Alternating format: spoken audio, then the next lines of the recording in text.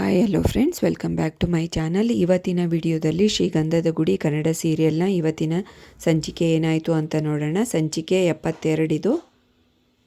ಹಿಂದಿನ ಸಂಚಿಕೆಯಲ್ಲಿ ನೀವೆಲ್ಲರೂ ನೋಡೇ ಇರ್ತೀರ. ಚಂದನ ಮತ್ತು ಮಯೂರ ಚಿಕ್ಕಮಂಗ್ಳೂರಿಗೆ ಬಂದಿರ್ತಾರೆ ಸರ್ಟಿಫಿಕೇಟ್ ತೊಗೊಳೋದಕ್ಕೆ. ಅವ್ರ ಮನೆ ನೋಡಿದ ತಕ್ಷಣವೇ ಸೆಂಟಿಮೆಂಟ್ಸ್ ಆಗಿಬಿಡುತ್ತೆ. ಮಯೂರನಿಗೆ ಫುಲ್ ಖುಷಿ ಆಗಿಬಿಡುತ್ತೆ.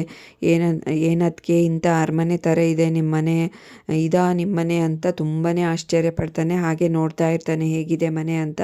ಇವಳು ನಿಧಾನಕ್ಕೆ ಮನೆ ಡೋರ್ ಹತ್ರ ಬರ್ತಾ ಇರ್ತಾಳೆ. ಅಷ್ಟೊತ್ತಿಗೆ ಅವ್ರ ಅತ್ತಿಗೆ ಬರ್ತಾರೆ. ಬಾ ಚಂದನ ಅಂತ ಕರೀತಾರೆ. ಇಬ್ಬರು ಖುಷಿಯಿಂದ ಅಪ್ಕೋತಾರೆ. ಬಟ್ ಅವ್ರ ಅತ್ತಿಗೆ ದಿವ್ಯಾಗೆ ತುಂಬ ಟೆನ್ಷನ್ ಇರುತ್ತೆ, ಒಳಗಡೆ ಮಾವ ಮತ್ತು ಎಲ್ಲರೂ ಇರ್ತಾರೆ ಅಂತಂದು. ಚಂದನಗೆ ಕರೀತಾಳೆ ಬಾ ಒಳಗೆ ಅಂತ. ಅಷ್ಟೊತ್ತಿಗೆ ಅವ್ರ ಅಮ್ಮ ಬರ್ತಾರೆ. ಹೇಗಿದೆಯಾ ಚಂದನ ಅಂತ ಮಾತಾಡಿಸ್ತಾ ಇರ್ತಾರೆ ದಿವ್ಯಾ. ಅದಕ್ಕೆ ಅವ್ರ ಅಮ್ಮನ ನೋಡಿದ ತಕ್ಷಣವೇ ಅಮ್ಮ ಹೇಗಿದೆಯಮ್ಮ ಅಂತ ಹೋದ ತಕ್ಷಣವೇ ಅವ್ರ ಅಮ್ಮ ತೀರ್ಕೊಂಡ್ಬಿಡ್ತಾರೆ ಮುಖನ. ದಿವ್ಯಾ ಇವಳನ್ನ ಒಳಗೆ ಬರೋಕ್ಕೆ ಹೇಳು ಅಂತ ಹೇಳ್ತಾರೆ.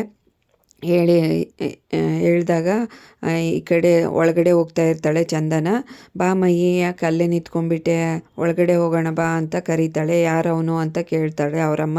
ನೀನಷ್ಟೇ ಒಳಗಡೆ ಬರಬೇಕು ಅಂತ ಅಂದಾಗ, ಹರಿಯವ್ರ ತಮ್ಮ ಅಮ್ಮ ಅಂತ ಅಂದಾಗ, ಮೋಸ ಮಾಡೋವ್ರಿಗೆ ನಮ್ಮನೆಯಲ್ಲಿ ಜಾಗ ಇಲ್ಲ, ಮೊದಲು ಗೇಟಿಂದ ಆಚೆ ನಿಲ್ಲ ಕೇಳು ಅಂತ ಹೇಳಿದಾಗ ಅಮ್ಮ ಅಂತ ಅಂತಾಳೆ.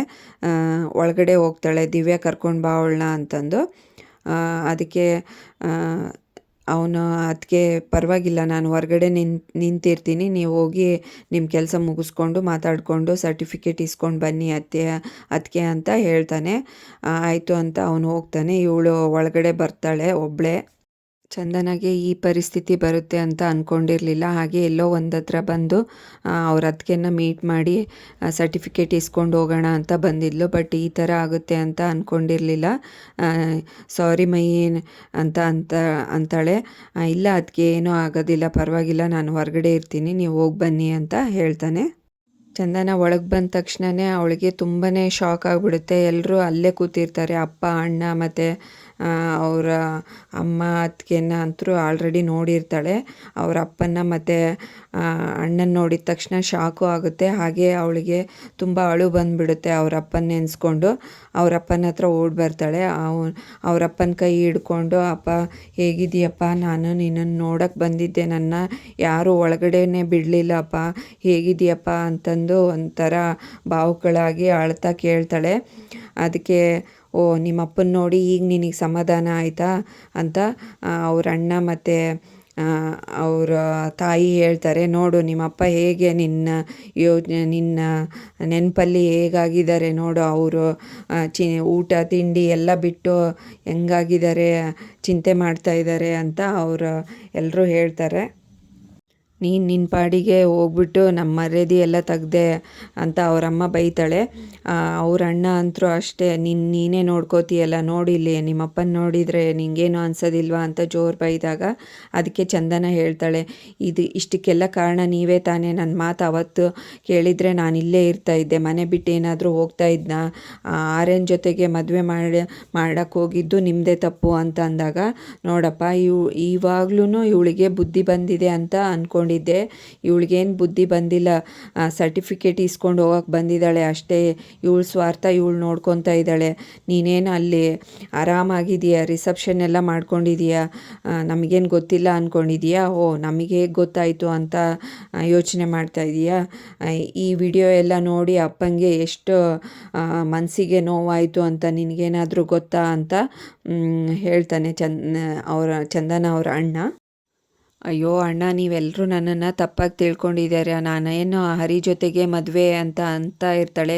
ಸಾಕು ಸುಮ್ಮನೆ ಬರೀ ನಿಂದೆ ಮಾತಾಡ್ತೀಯಲ್ಲ, ನಿಂದೆ ಹೇಳ್ಕೊಳಕ್ಕೆ ಬರ್ತೀಯ, ಇಷ್ಟೆಲ್ಲ ಮಾಡಿ ಹೋಗಿದೀಯಾ, ಮತ್ತು ಅವ್ರನ್ನೂ ವಹಿಸ್ಕೊಂಡೇ ಮಾತಾಡ್ತಾ ಇದೀಯಾ, ಅವ್ರ ಮನೇಲಿ ಹೇಗಿರ್ತೀಯ ಅಂತಲೇ ಗೊತ್ತಾಗ್ತಾ ಇಲ್ಲ, ಇಲ್ಲೇ ಇರು, ನಿನ್ನ ಭವಿಷ್ಯ ತುಂಬ ಚೆನ್ನಾಗಿರುತ್ತೆ ಅಂತ ಹೇಳ್ತಾನೆ.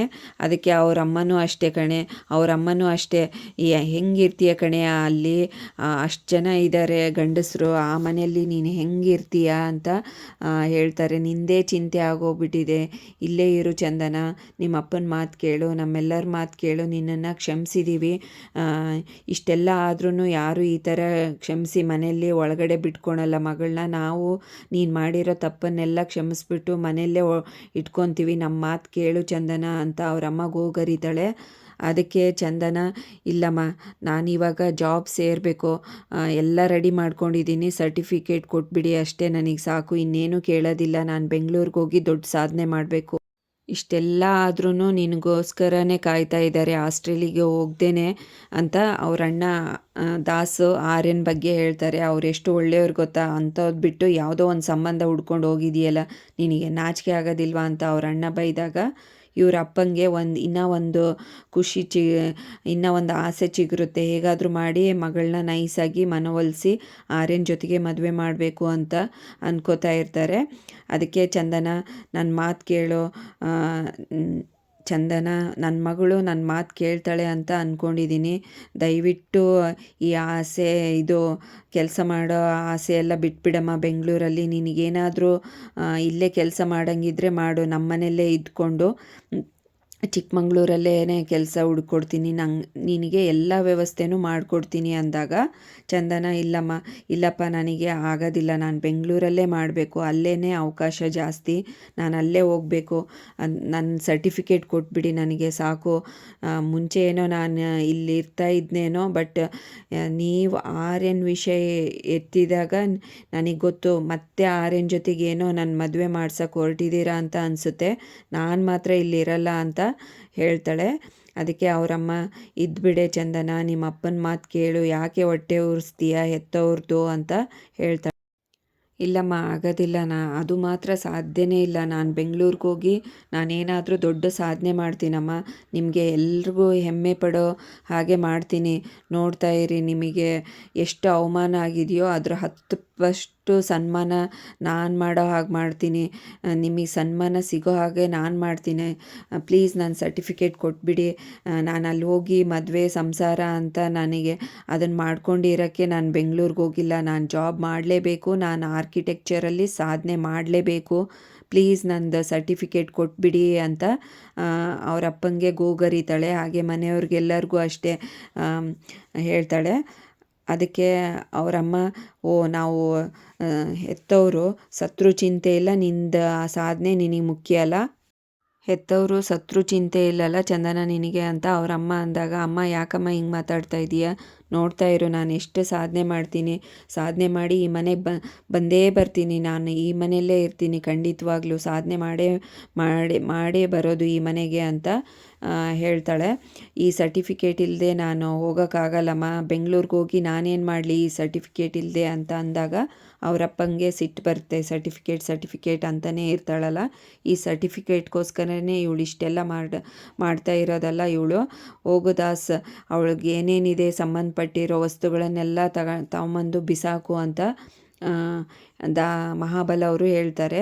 ಅದಕ್ಕೆ ಎಲ್ಲರೂ ಶಾಕಲ್ಲಿ ನೋಡ್ತಾ ಇರ್ತಾರೆ, ಏನ್ರಿ ಹೆಂಗೆ ಮಾತಾಡ್ತಾ ಇರಲ್ಲ ಅಂತ ಅವ್ರ ಹೆಂಡ್ತಿ ಕೇಳಿದಾಗ, ದಾಕ್ಷು ನೀನು ಸುಮ್ಮನೆ ಇರು, ಸುಮ್ಮನೆ ಇಲ್ಲ ಅಂದರೆ ನಿನ್ನ ಸಾಯಿಸ್ಬಿಡ್ತೀನಿ ಅಂತ ಸಿಟ್ಟಲ್ಲಿ ಹೇಳ್ತಾರೆ.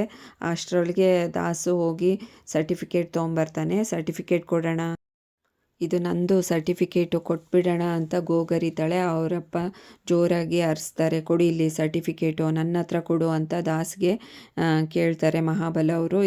ಅದು ಇಸ್ಕೊಂಡು ಫೈಲಲ್ಲಿರೋ ಎಲ್ಲ ಸರ್ಟಿಫಿಕೇಟನ್ನು ಕೈಗೆ ಎತ್ಕೊಂಡು ಫೈಲ್ನ ಬಿಸಾಡಿಬಿಡ್ತಾರೆ. ಅಪ್ಪ ಏನು ಮಾಡ್ತಾ ಇದೀಯಪ್ಪ, ನಂದಪ್ಪ ಸರ್ಟಿಫಿಕೇಟು, ನಾನು ಕಷ್ಟಪಟ್ಟು ಓದಿ ಸಂಪಾದನೆ ಮಾಡಿರೋ ಸರ್ಟಿಫಿಕೇಟಪ್ಪ, ಪ್ಲೀಸ್ ಕೊಟ್ಬಿಡು, ದಯವಿಟ್ಟು ಹೇಳ್ತಾ ಇದ್ದೀನಿ, ಇದು ಇಲ್ಲದೆ ನಾನು ಬೆಂಗಳೂರಿಗೆ ಹೋಗೋಕ್ಕಾಗಲ್ಲ, ಇದನ್ನಿಟ್ಟು ಈ ಸರ್ಟಿಫಿಕೇಟ್ನ ಇಟ್ಕೊಂಡು ನನ್ನನ್ನು ಕಂಟ್ರೋಲ್ ಮಾಡೋದಕ್ಕೆ ಬರಬೇಡಪ್ಪ, ಪ್ಲೀಸ್, ಅದು ನಂದು ಆಸ್ತಿ, ಅದನ್ನು ಕೊಟ್ಬಿಡು, ನಾನಿನ್ನು ಮತ್ತೇನನ್ನೂ ಕೇಳೋದಿಲ್ಲ, ನಾನು ಅದು ಒಂದು ಕೊಟ್ಟರೆ ಸಾಕು, ನಾನು ಬೆಂಗಳೂರಲ್ಲಿ ಎಲ್ಲ ರೆಡಿ ಮಾಡ್ಕೊಂಡಿದ್ದೀನಿ, ಜಾಬ್ ಸೇರೋಕ್ಕೆ ಬೇಕೇ ಬೇಕಪ್ಪ, ನನ್ನ ಸಾಧನೆಗೆ ನನ್ನ ಕನಸಿಗೆ ಬೇಕೇ ಬೇಕು ಅಂತ ಎಷ್ಟೇ ಗೋಗರಿದ್ರೂ ಅವರು ಸರ್ಟಿಫಿಕೇಟ್ ಇವಳಿಗೆ ಕೊಡೋದಿಲ್ಲ. ಬದಲಾಗಿ ನಾನು 10 ಎಣಿಸ್ತೀನಿ, ಈ ಸರ್ಟಿಫಿಕೇಟ್ ಬೇಕು ಅಂದರೆ ಇಲ್ಲೇ ಇರು, ಇಲ್ಲಾಂದರೆ ಹೊರಡ್ತಾ ಇರು ಅಂತ ಅವರಪ್ಪ 2 ಆಪ್ಷನ್ ಕೊಡ್ತಾರೆ. ಅದಕ್ಕೆ 1, 2, 3 ಅಂತ ಅವರಪ್ಪ ಎಣಿಸ್ತಾನೇ ಇರ್ತಾರೆ.